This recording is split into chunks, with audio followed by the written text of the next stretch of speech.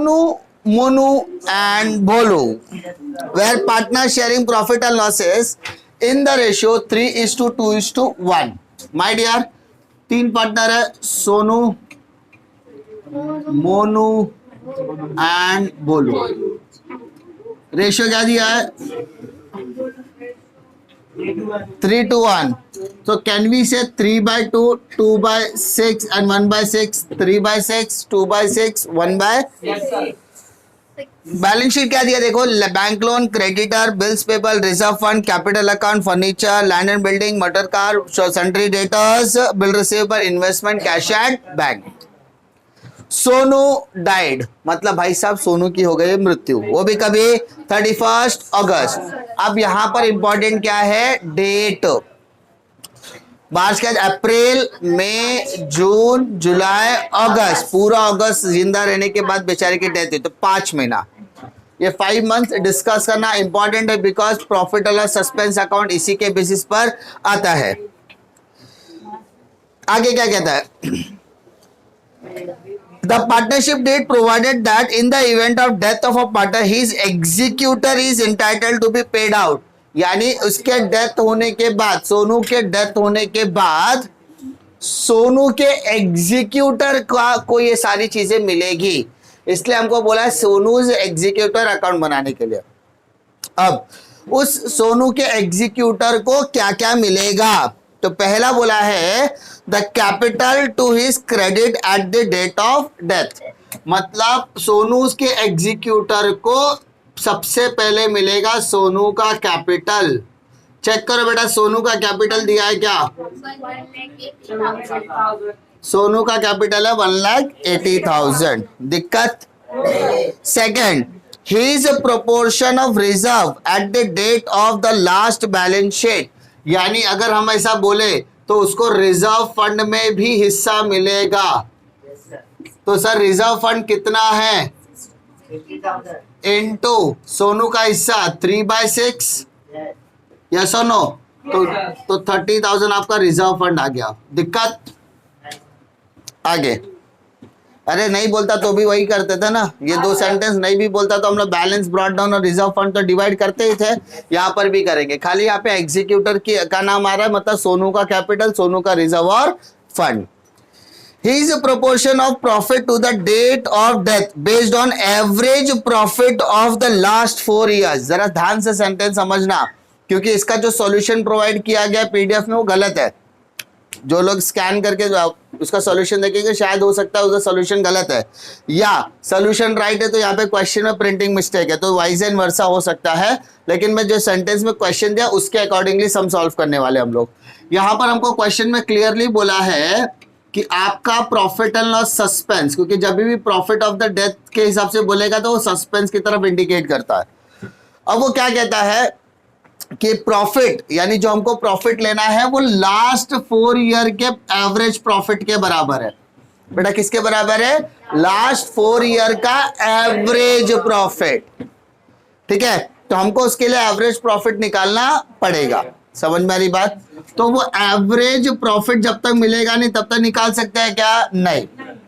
अच्छा, average profit into Sonu का share 3/6, और वो कितने महीने जिंदा है? 5 तो वो हमको यहाँ पर कैलकुलेट। अब नीचे का जब सेंटेंस रीड करके तो देखो आपको प्रॉफिट के बारे में हिस्सा दिया। देखो, his share of goodwill should be calculated at 2 years purchase. Underline करो, 2 years purchase of last 4 years। तो सबसे पहले बेटा यहां पर निकालो टोटल प्रॉफिट। टोटल प्रॉफिट कितना? 80,000, 1,20,000 plus 1,40,000, 60,000। Take the total 4 lakh, 4 lakh आ रहा है। अब निकालो बेटा एवरेज प्रॉफिट।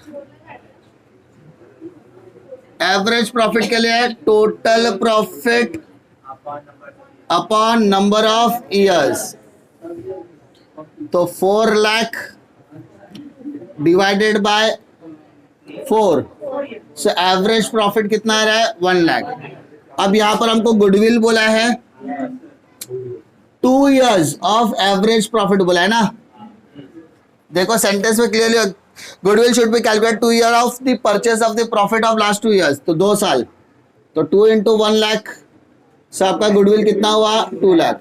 बट हम सबका गुडविल निकालते हैं क्या? नहीं, हमको किसके गुडविल से मतलब है? सोनू, तुला माझावर भरोसा नहीं क्या, वही वाला।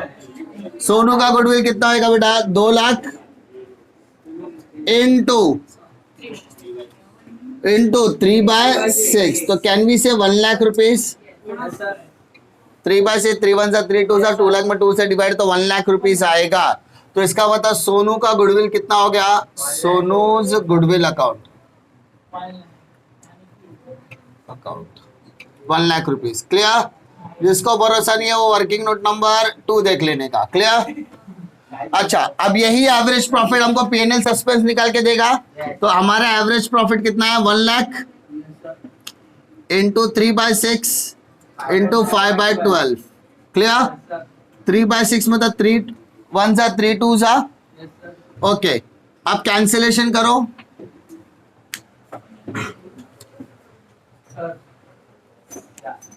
आई थिंक मेरे हिसाब से क्वेश्चन के अंदर ये सेंटेंस में ही गलत है, क्योंकि ये कैलकुलेशन डिनोमिनेशन है, फ्रैक्शन में आ रहा है यहाँ पर। ठीक है, तो kindly make the changes in this question, question के अंदर कुछ चेंजेस कर लो, ज्यादा बेटर होगा। His proportion of the profit to the date of death based on, average word काट दो खाली, profit of the last year, 4 शब्द भी काट दो। ठीक है, यानी लास्ट ईयर के प्रॉफिट का के हिसाब से कैलकुलेट करना है, समझा? क्योंकि फ्रैक्शन में आता है, normally profit and loss suspense fraction में नहीं आता है। इसका था कहीं ना कहीं क्वेश्चन में गलती हो सकता है, तो वहां पर क्वेश्चन में मैंने करेक्शन करा दिया, पहला एवरेज वर्ड काट दिया, लास्ट में 4 वर्ड काट दिया। अब देखो लास्ट ईयर का प्रॉफिट आपको दिया 60,000 बेटा, है ना? लास्ट ईयर का प्रॉफिट कितना दिया है? 60,000 इंटू 3/6 इंटू 5/12 कट गया, तो 10,000 बचा, है ना? 3 1 3 4 इसको कैंसिल कर तो 2,500 आएगा, 2,500 तो 12,500 आ गया। समझ में आ रही बात? 60,000 इंटू 3/6 इंटू 5/12 कैंसिलेशन करना है, 3 1 3 2 से कैंसिल करेंगे, उसके बाद वगैरह वगैरह करके 12,500 आपका क्या आएगा? Profit and loss suspense account, by profit and loss suspense account 12,500, working note number 1। कोई दिक्कत? क्वेश्चन में करेक्शन कर लेना जैसे मैंने बताया। Question number 5, adjustment number 5, Sonu has drawn 6,000 per month to the date of death. Draw मतलब पैसा निकाला, पैसा निकाला मतलब ड्राइंग बोलेंगे, तो सोनू से ड्राइंग आएगा यहाँ पर। डायरेक्टली मैं सोनू का ड्राइंग क्यों नहीं लिख रहा पता है? क्योंकि एग्जीक्यूटर है, सोनू अलग एंटिटी हो सकता है, सोनू की वाइफ अलग एंटिटी हो, एग्जीक्यूटर में उसका भाई भी हो सकता है, बहन भी हो सकती है, तो एग्जीक्यूटर कोई भी हो सकता है, तो इसलिए मैं सोनू का ड्राइंग यहाँ पे स्पेसिफिकली मेंशन कर रहा हूँ। वो भी क्या बोला? 6,000 पर मंथ, तो 5 महीना ही जिंदा था, तो 30,000 उसका ड्राइंग हो गया। There is no increase and decrease in the value of assets and liability, मतलब टेंशन लेने का जरूरत नहीं है, रिवैल्यूएशन बनाने की भी जरूरत नहीं है, तो डायरेक्टली टोटल करो। तो इसको क्या बोलेंगे? 2। ठीक है, अब ये एग्जीक्यूटर है, तो बैलेंस कैरी डाउन की जगह पर लिखेंगे एग्जीक्यूटर लोन अकाउंट, यानी उसके लोन अकाउंट में क्या आएगा? या बैलेंस कैरी डाउन लिखा तो भी, क्योंकि एग्जीक्यूटर का ही हम लोग अकाउंट बना रहे डायरेक्टली, जो ट्रीटमेंट हम लोग कर रहे थे वही चीज। ठीक है, टोटल करो बेटा, कितना आ रहा है? 3,30,500। देख लो बेटा सही आ रहा है क्या? चेक करो बेटा, 280, 292,